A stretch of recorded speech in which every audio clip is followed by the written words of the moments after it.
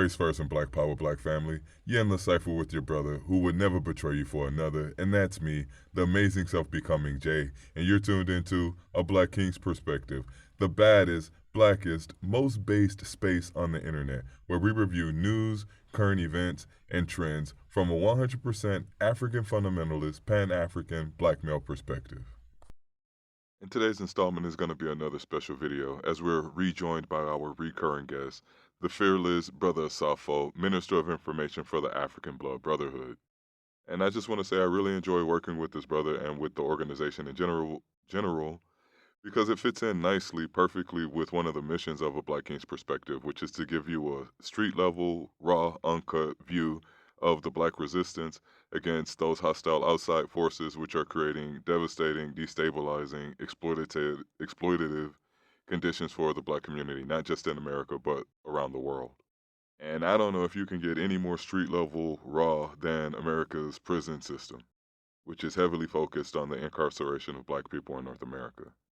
When the Brotha Asafo says that he's smuggling out information from behind enemy lines from out of the belly of the beast, it's not an exaggeration. Every video the brother drops on us, you can hear the sounds of prison life going on behind him, prison cells opening and closing, that sort of a thing. That lack of exaggeration is a source of inspiration, though, because instead of being institutionalized, instead of being broken, instead of descending, say, into a self-destructive depression, these brothers and sisters have analyzed the situation and have come to the conclusion that the smartest, the most appropriate course of action is to unify and struggle on behalf of black unity and black freedom, even from inside the prison system itself. I think that's noble, I think that's admirable, and I'm honored to be a part of getting the message out and letting those brothers and sisters behind walls know that they haven't been forgotten, that they're still part of the village and we're with them. And with all that being said, I'm going to hand the wheel over to my brother Asafo. Take it to the house, bro. Salute, K-Buka. This is Brotha Asafo, Minister of Information of the new Afrikan Blood Brotherhood, and this is the Pan-Afrikanist. But first, I want to salute Brother J. Bendele, my brother Abiyade, Chairman Nab Asafo, Brother Dora Okol Bull over in the Sudan, Brother Mansa Fode Ajamu over in Sierra Leone, my brother Akode, and my brother Akoni. I want to first start with a quote from our master teacher and honorable ancestor, Dr. John Henry Clark. Pan movements are not new in the world. These movements existed long before the use of the prefix Pan was a part of a group's organizational name. Any movement by an ethnic group to recover and reclaim their history, culture, and national identity after slavery, war, or migration, forced or otherwise, can be called a Pan movement. The Pan-Afrikanist, succinctly, is one who espouses the concept of identifying a common cultural kinship with other Africans, no matter their geographical location worldwide, with the emphasis being placed on the displaced descendants of the millions forcefully removed from the mother continent by Europeans beginning in the 16th century during the transatlantic slave trade, not to forget the Arab interlopers before that, along with other hostile forces and circumstances which dispersed Africans into a global diaspora. This concept applies continentally as well, as a measure of countervailing the parasitic encroachment of Western powers who created colonial borders to divide the African continent into competing nominal nation states to better optimize their ongoing plunder and theft of Africa's natural resources, conquest by division. Pan-Afrikanism, accordingly, is the more overarching political concept developed for all intents and purposes to resolve these contradictions via revolutionary praxis or theory and practice. The word pan, as we know, means all, and when prefixed to the word African, it signifies the collectivity of all Africans globally, ideally to be assembled across ethnic or clan or subcultural lines into a single cohesive African-centered movement to reclaim our self-determination. The reality on the ground, however, is that not all Africans will be joining us in this struggle. In fact, many, as have happened in the past, will stand in opposition to our righteous cause today.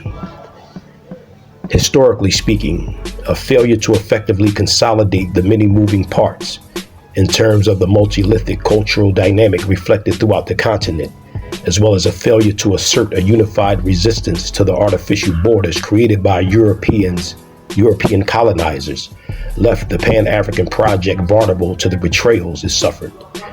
Hence, the several Pan-African Congresses convened at various periods throughout the 20th century, with the first held in London, England in 1900 by H. Sylvester Williams, though regarded as significant milestones at their respective times, yielded very little substantive direction, leaving no clear path forward. A situation highlighted by the irony of the Sixth Pan-African Congress being convened for the first time on African soil, that is, in Tanzania in 1974, only to see the banning of several notable Pan-Afrikanists from attending, including warrior scholar Walter Rodney, who was arrested and later assassinated, an irony further punctuated by the fact that the very location in Tanzania came to be as a result of an act of Pan-Afrikanism in action. In April of 1964, Julius Nyerere of Tanganyika and Abeid Karume, president at the time of Zanzibar, joined forces and formed the United Republic of Tanzania, Tan from Tanganyika and Zan from Zanzibar, forming literally Tanzania. And as president of Tanzania, Nyerere began in earnest to develop an African-centered socio-economic system based on ujamaa, or collective economics, or familyhood, as laid out in his broader communitarian blueprint called the Arusha Declaration. Another example is the merging of the Lower and Upper Nile in Kemet, falsely called Egypt, along with many others. However, European imperialists, being the potentates of capitalism that they are, achieved a measure of success in rolling back some of the most rudiment models of collective economic development made by dozens of African nations, by destabilizing their burgeoning economies, by way of the economic hitman tactics employed by the IMF and World Bank, among others, which included coups, assassinations, neo-colonialism, or capitulations and other nefarious maneuverings. And as a gesture of salvaging some vestige of the concept of Pan-Afrikanism on the mother continent, we saw the forming of the Organization of African Unity, or OAU, which proved to be as ineffective as the many flag states that formed it, leaving the Pan-African movement floundering and in a crisis of its own political identity. Therefore, the new Afrikan Blood Brotherhood has arisen to do our part in reestablishing its credibility, and to reload it with the useful ideas of our forerunners and contemporaries, with a clear-headed recognition that the revolutionary path is the only path. Thus, Itu Njia Mapinduzi, revolution is our way. Our core orientation is unapologetically African-centered. We recognize, however, that it isn't enough to be African in name alone, or in dress, or speech, or any other outward display, minus actively engaging in struggle for African independence. Ow.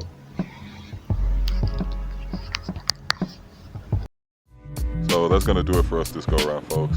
Thanks for hanging out. Thanks for the support, watching the video, likes, and subscriptions. All of that stuff helps us, Another shout out to our brothers and sisters in the new Afrikan Blood Brotherhood. And until next time, it's all about Ubuntu. I am because we are.